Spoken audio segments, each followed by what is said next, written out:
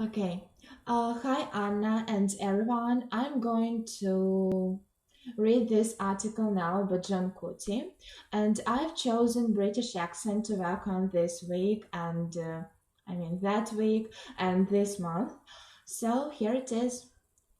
10 Years Without Book by John Cote. As I write this, I have half an eye on an old James Bond film that is showing on my computer. But this is a story about how I stopped watching TV and began reading again for pleasure after 10 years in which I hardly turned a page.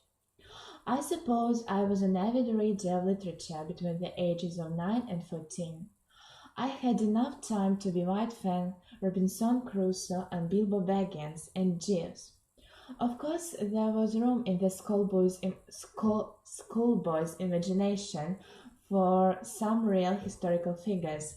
Scott of the Antarctic, all of the Vikings, and Benjamin Franklin were good friends of mine. Then, in adolescence, I began a long search for strange and radical ideas.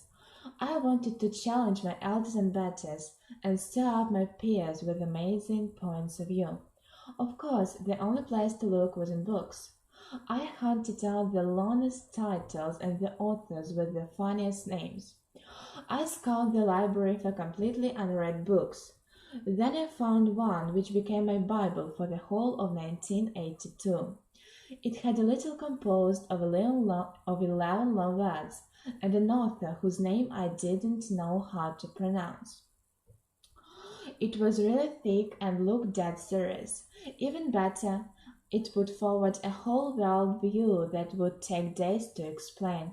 Perfect. I took it out of the library 3 times, proud to see the date stamps lined up on the empty library inside. Later, I went to university. Expected to spend long evenings and learn discussion with clever people, I started reading philosophy.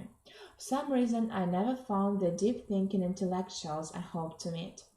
Anyway, I was ready to impress with my profound knowledge of post-structuralism, existentialism, and situationism.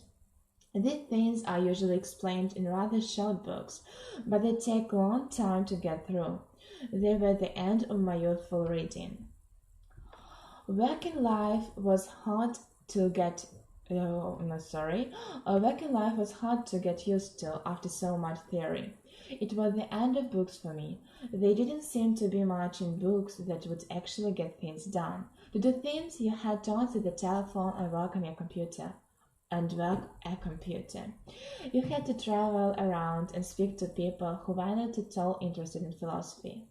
I didn't stop reading. You can't avoid that.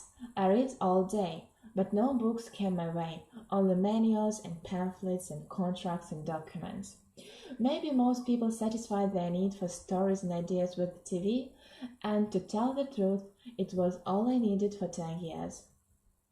In those days, I only had a book on the go for the duration of airplane flights. At first, I would come home and watch TV over dinner. Then I moved the TV so I could watch it from bed. I then rigged up a switch so I could turn it off without getting out of bed.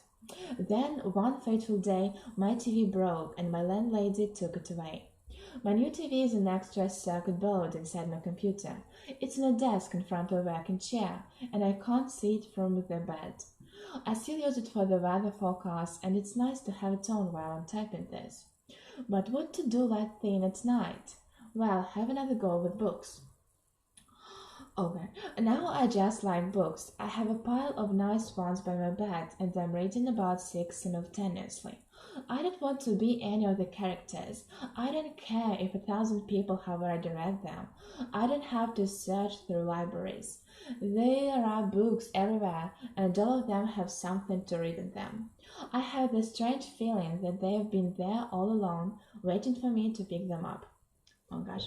Okay, Anna, anyway, I'm really looking forward to your feedback. Yeah.